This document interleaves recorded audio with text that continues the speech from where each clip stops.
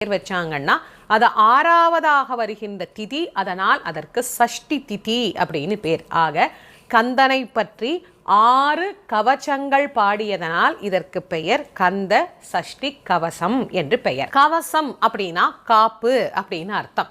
எதற்கு காப்பு?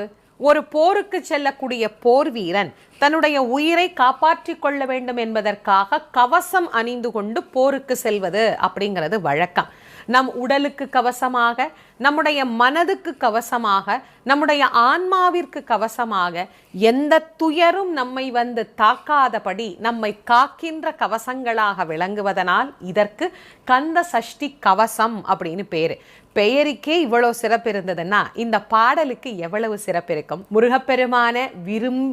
முருகப்பெருமான் நமக்கு கண்ணெதிரே வந்து காட்சி கொடுத்து எந்த துன்பமாயினும் அந்த துன்பத்திலிருந்து நம்மை மாற்றி அனுக்கிரகம் செய்யக்கூடிய ஒரு